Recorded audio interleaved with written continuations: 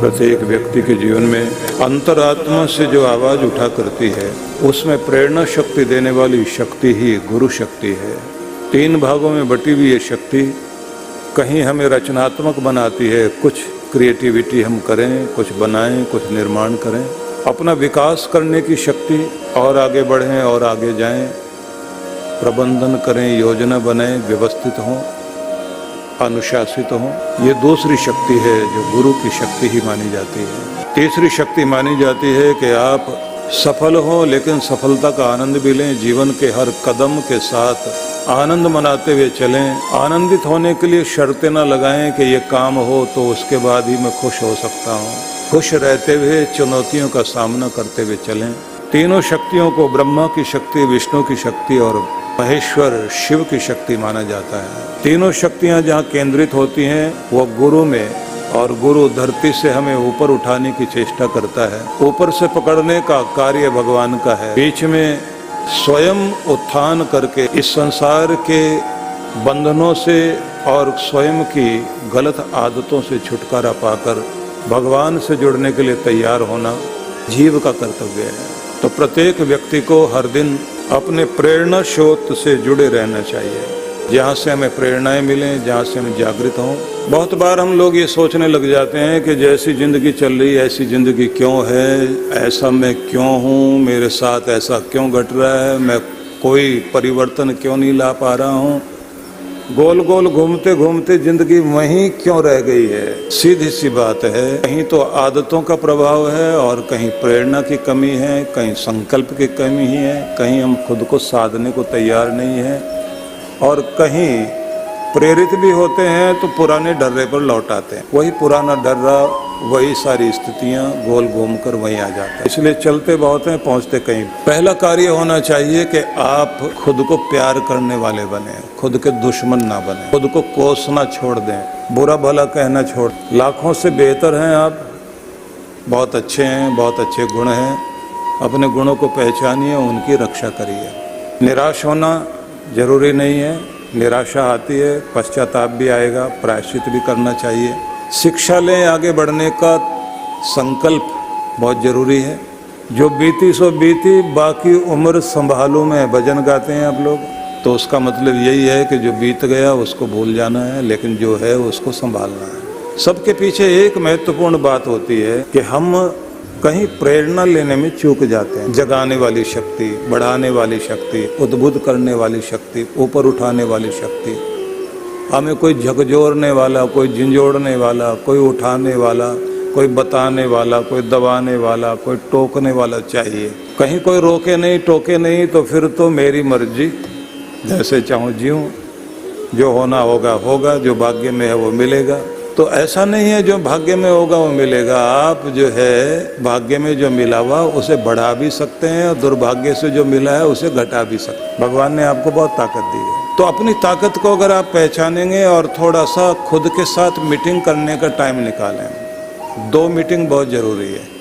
एक तो meeting fix करिए अपने भगवान के साथ। खुद से पूछिए आप भगवान के साथ कितना वक्त बिताते हैं, भगवान के साथ आप कितनी देर बैठते हैं। आप अपने दिल का हाल उसको सुनाइए, अपनी बात उसको कहिए, उसके साथ रोइए, हंसिए, बोलिए, बताइए, पुकारिए। वो सुनता है, जवाब नहीं देता, लेकिन जब जवाब देगा दिल में ही देगा, और कभी कभी तो ऐसा कृपा करता है कि अनजान हाथों से आपकी सहायता कराता है। दूसरे खुद के साथ मीटिंग कीजिए, खुद के साथ बातचीत कीजिए, अकेले में बैठ करके, फोन बंद करके, टीवी बंद करके, दुनिया से संबंध तोड़ के दुनिया के मालिक से जुड़ें या खुद से जुड़ें। जिस दिन आप खुद के साथ मीटिंग करना शुरू कर देते हैं, उसी दिन आपके भीतर सुधार आना शुरू हो जाता है। इसलिए सप्ताह में कम से कम 1 दिन खुद के साथ मीटिंग फिक्स कर लीजिए, और सवेरे सवेरे हर दिन भगवान के साथ भी मीटिंग फिक्स कर लीजिए, और इस बात का गर्व कीजिए कि मैं कम से कम 20 मिनट तो अपने भगवान के साथ बिताता हूँ। मेरी मीटिंग फिक्स है, और उस समय मैं किसी और के साथ बात करता ही नहीं हूँ, क्योंकि मेरे लिए दुनिया में सबसे कीमती मेरा परमात्मा है। ये पहले सोचिए, बात बनेगी। अब इन दोनों चीज़ों में भी जरूरी ये है कि कोई हमें उठाने वाला, बताने वाला, कोई अलार्म बजना चाहिए हमारे भीतर। वो जो भीतर अलार्मिंग वाली पावर है वो आपके अंदर जागृत हो सके तो उसके लिए जरूरी है गुरु। गुरु से जुड़े रहें, गुरु के विचारों से जुड़े रहें, गुरु के आदेशों को मानें, गुरु के प्रति श्रद्धा व्यक्त करें, गुरु के द्वारा दिए गए नियम को मानें और ये कहें कि मेरे साथ मेरे गुरु हैं, मेरे साथ मेरे गुरु का आशीष है और मेरा अखंड नियम मुझे आगे लेकर जाएगा। मैं धर्म की ओर चल पड़ा हूँ, मैं धर्म की रक्षा जीवन में करता हूँ तो धर्म मेरी सुरक्षा जरूर करता है। मैं सुरक्षित हाथों में हूँ, ऐसा गर्व करिए और आप सुरक्षित रहेंगे, आप पर कृपा होगी, ये विश्वास रखिए। गुरु से जुड़े रहेंगे तो ये बात ध्यान में रख लीजिए। गुरु से जुड़ने का मतलब है गुरु के विचारों से जुड़ना। एक तरफ मन टिके ये आवश्यक है। एक को मानिए, एक को जानिए, एक की सुनिए, एक के हो जाइए, ये जरूरी है।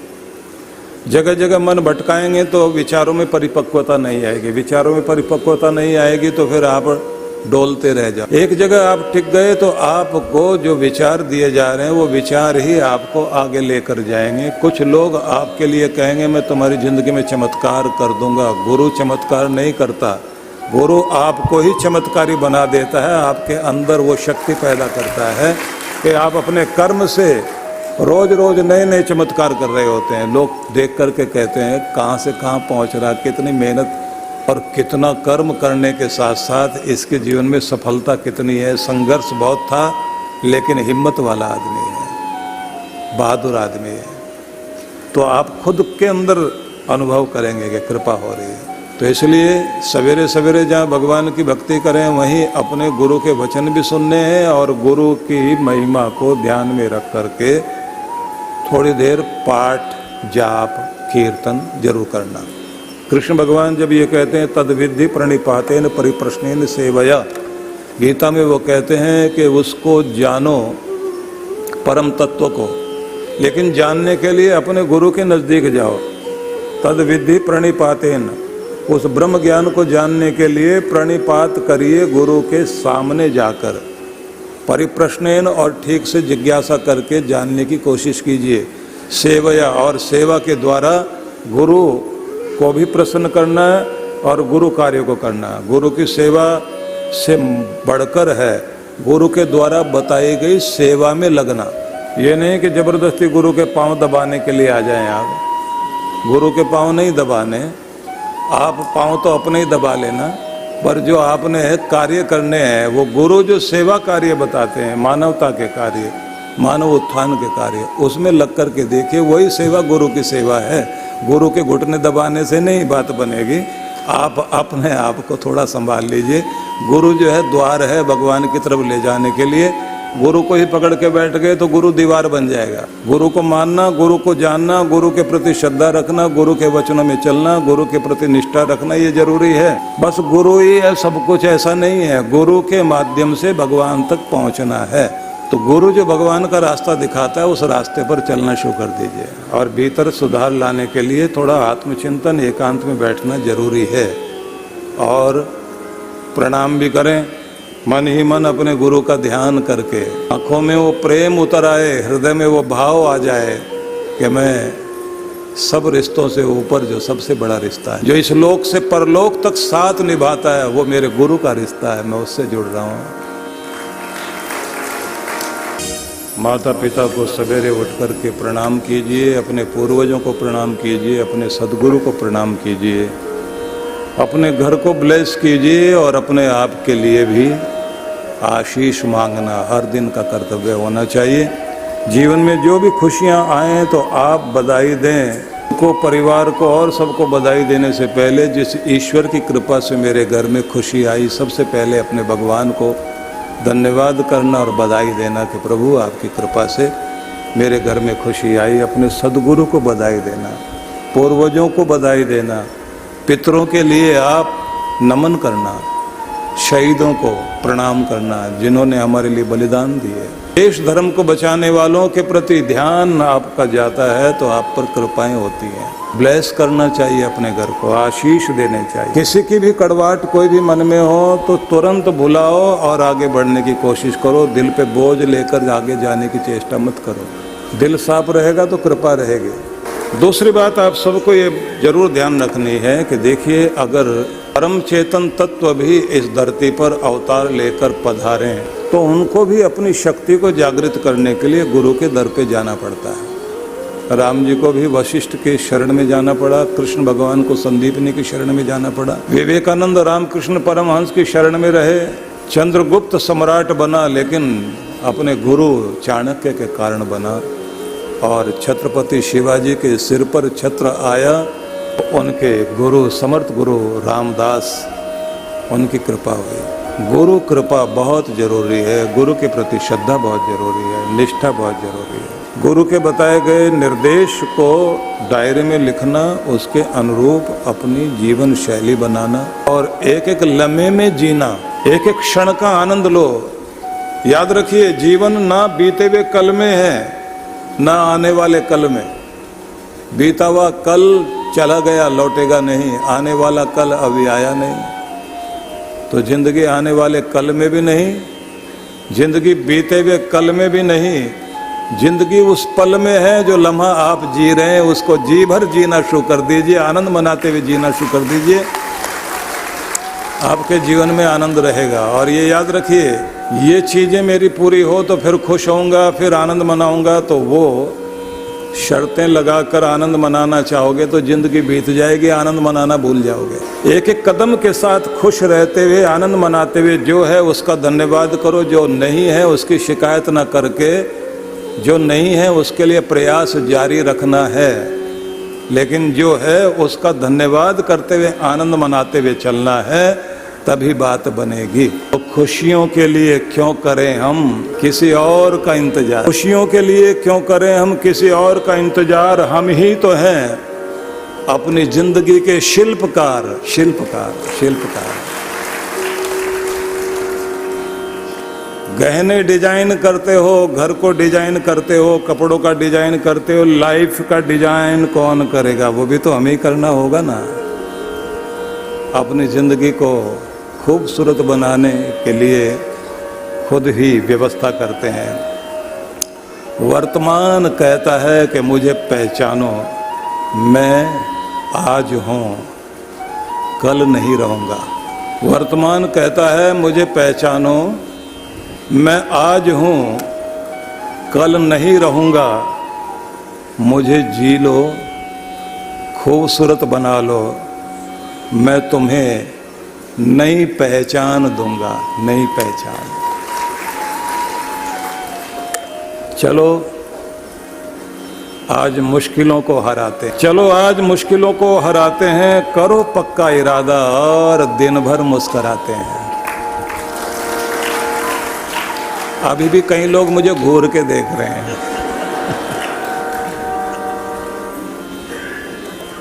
थोड़ा मुस्कुरा के देखिए और एक बार जोरदार तालियों से खुद का स्वागत कीजिए। बहुत भगवान की भक्ति के ये दिन बड़े ही महत्वपूर्ण हैं। यहाँ रामनवमी के लिए आप तैयारी कर रहे हैं, वहीं साथ साथ हर दिन जगदम्बा, जगजननी, माँ परमेश्वरी, माँ भवानी, महाकाली, महालक्ष्मी, महासरस्वती, उस महाशक्ति के साथ भी जुड़ने का अवसर आपको इन दिनों मिल रहा है। शक्ति जागरण के इस पर्व में हमें ये ध्यान रखना है कि कुछ समय निकाल कर हर दिन 24 घंटों में 24 मिनट भगवान को देना शुरू करें। 24 मिनट खुद की सेहत के लिए देना, 24 मिनट भगवान को देना। 1 घंटे में से 1 मिनट निकाल लीजिए, 60 मिनट में से 1 मिनट तो दे ही सकते हो ना, या इससे भी ज़्यादा कंजूसी करनी है? भगवान आपके इंतजार करते रहें, इससे अच्छा है आप इंतजार करने वाले बनो, तो फिर कृपा जरूर होगी। आप उनको महत्व देना शुरू कर दीजिए और आप अपने चित्त की समता को साधिए। चित्त में उठने वाले जितने भी उद्वेग और लहरें हैं, उनमें संतुलन बनाना अगर आप सीख जाते हैं तो आपकी जिंदगी कीमती बनती है। तो क्रोध, आवेग, आवेश, तैश, इसमें जो लोग अपने ऊपर कंट्रोल कर लेते हैं वो अपने सौभाग्य के क्षणों को सौभाग्य में ही बदले रखते हैं, लेकिन जो नहीं संभाल पाते उनका सौभाग्य दुर्भाग्य में बदल जाता है। क्योंकि ऐश में और तैश में खुद पर कंट्रोल करना बड़ा मुश्किल है। ब्रेक तो भगवान ने सबको दिया है, पर हम उसकी पावर यूज नहीं करते।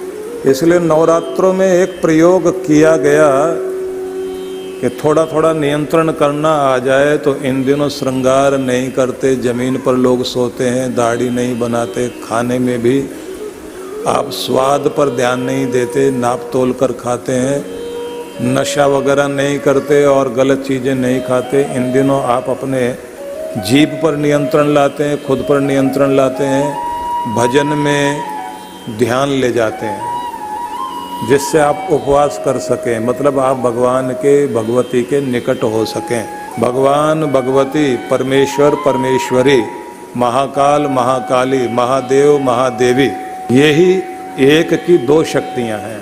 तो इनसे जुड़े रहने के लिए आपको प्रत्येक दिन व्यवस्थित होने की आवश्यकता है। भीतर का जो ब्रेक है ना, वो यूज करना चाहिए। हर एक गाड़ी में ब्रेक होता है ना, उस ब्रेक के कारण ही गाड़ी ठीक चलती है और आपकी यात्रा सुरक्षित रहती है। जीवन की यात्रा को सुरक्षित रखना है तो आप अपने ब्रेक का इस्तेमाल करें।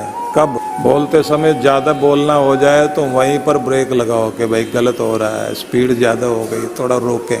महिलाएं बहुत धार्मिक हैं और वो बड़ा व्रत वगैरह करती हैं, तो स्वाद को भी कंट्रोल कर लेती हैं। इन दिनों गोलगप्पे वगैरह सामने दिखाई दें तो चाट पापड़ी वगैरह मन तो ललचाता है, फिर भी रोक लेती हैं अपने आप को।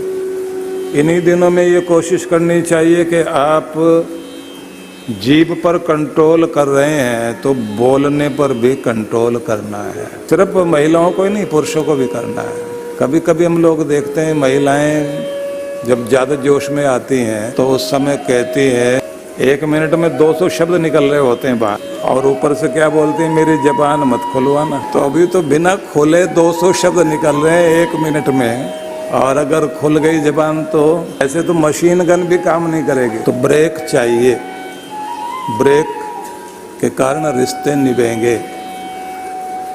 ब्रेक में ही आता है बर्दाश्त, बर्दाश्त करना सीखेंगे, रिश्ते निभेंगे। और इसी ब्रेक में आता है तालमेल मिलाना, अंडरस्टैंडिंग लाना, एडजस्टमेंट अपनाना, घर को खुशहाल बनाना। इसी के बाद आती है समझदारी। रिश्तों को अहमियत देने के लिए आप गलत ना भी हों तो भी अगर आप झुक जाते हैं तो इसका मतलब ये नहीं है कि आप झुककर आपने और गलती कर ली, बल्कि आपकी समझदारी ज़्यादा है, आपकी अकड़ से ज़्यादा, आपकी जिद से ज़्यादा आपको आपका रिश्ता प्यारा था, इसलिए आप झुक गए। और जो अपने रिश्ते को इतना प्यार करता है वो घर को जोड़े रखेगा, और जो नाक का सवाल बनाएगा वो बना बनाया घर खराब कर लेगा। बड़े बुजुर्ग बीच में रहें तो बहुत अच्छा है, वो जोड़े रखेंगे, नहीं तो काले कोट वाले, कचहरी वाले वो बीच में आ जाएंगे, फिर कोई एक हो सकता है, बहुत मुश्किल ही है। इसलिए बर्दाश्त करना, एडजस्ट करना, तालमेल मिलाना, संतुलन बनाना जरूरी है। तो प्रत्येक के पास ब्रेक है, ब्रेक का इस्तेमाल करना सीखिए और बीच बीच में चेक कर लिया करें ब्रेक काम कर रहा है या नहीं कर रहा है, या लूज हो गया है। इसी के लिए ये व्रत का मौका आता है, इसमें ब्रेक का पता लग जाता है कि उसमें थोड़ा लुब्रिकेंट वगैरह लगा लीजिए, ब्रेक काम कर रहा है। और कभी कभी जब आप अपने ब्रेक का बहुत अच्छा इस्तेमाल करते हैं तो खुद को शाबाशी दिया करो, आज मैंने बहुत समझदारी बरती, सामने वाला तो मूर्खता पर तुला हुआ था, लेकिन मैंने अनहोनी बचा ली, संभाल लिया खुद को, नहीं तो बहुत कुछ बुरा हो सकता था। मैं समझदार हूँ, मैं बेहतरीन इंसान हूँ, मैं संभालना जानता हूँ। ये अफर्मेशन का प्रयोग कीजिए। जब आप अफर्मेशन का प्रयोग करते हैं तो आप खुद का निर्माण कर रहे होते हैं। ध्यान में अफर्मेशन का प्रयोग कराया जाता है। कभी आने वाले टाइम में 1 दिन या 2 दिन का ध्यान का कार्यक्रम रखेंगे आप मुरादाबाद वालों के लिए, और ये हमारी गारंटी, आप बोर नहीं होगे, बल्कि आप ये कहोगे पता ही नहीं लगा इतना टाइम बीत गया। तो आप उसमें एक चीज़ सीखेंगे, अफर्मेशन। वो अफर्मेशन जिसमें आप पहले खुद भी प्रयोग करके देखना।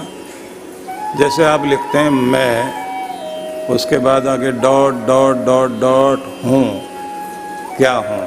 तो अभी तक आप एक अफर्मेशन का प्रयोग करते हैं सारे दिन में, मैं दुखी, मैं परेशान, मैं बहुत चिंतित, मुझे कोई समझता नहीं, मेरे साथ ही बुरा होता है, मैं तो अच्छा आदमी था लेकिन कोई मुझे गुस्सा दिला देता है तो काम खराब हो जाता है। तो ऐसे करके आप अपना व्यक्तित्व गढ़ रहे होते हैं कि मेरे साथ बुरा होता है, मेरे साथ बहुत अच्छा नहीं होता, मेरा साथ देने वाला कोई नहीं, मैं बहुत बेचारा हूँ, मुझे कोई भविष्य नज़र नहीं आ रहा। ऐसे करके आपके अंदर नेगेटिविटी लगातार चलती रहती है और आप अपने सेल्फ टॉक जो करते हैं ना, भीतर जो आत्म संवाद करते हैं, उसमें कुछ बातें चल रही होती हैं जो नेगेटिविटी वाली होती हैं। उसका परिणाम क्या होता है, वो आप अपना भाग्य लिख रहे होते हैं। इसको बदल लीजिए, जो सेल्फ टॉक है इसको चेंज कर दीजिए। आपके भीतर चेंज आते ही आपके बाहर भी चेंज हो जाएगा। आपका भीतर बदलते ही ऊपर वाला आपके ऊपर बहुत बड़ी कृपा करेगा, आपका सौभाग्य जागना शुरू हो जाएगा। मैं अच्छा हूँ, मेरे साथ अच्छा हुआ है, परीक्षाएं कितनी भी हो मैं संभला हूँ, मैंने हिम्मत की है, मैं हिम्मत करके हर बार बाहर निकला हूँ, निकलता जा रहा हूँ, बेहतर हो रहा हूँ, सेहत अच्छी हुई है, हो भी रही है और बेहतर होने की दिशा में चल रहा हूँ, मेरा भाग्य और बेहतर हो रहा है, मुझे प्यार करने वाले लोग हैं तभी तो मेरा घर चल रहा है। मेरे घर में गुस्सा करते हैं लोग लेकिन फिर भी सब संभल जाता है। मेरे ऊपर मेरे गुरु की कृपा है, मेरे ऊपर मेरे भगवान की कृपा है, मेरे साथ अच्छा हो रहा है और मेरा विश्वास कहता है अच्छा होता रहेगा, ऐसा भरोसा रखिए।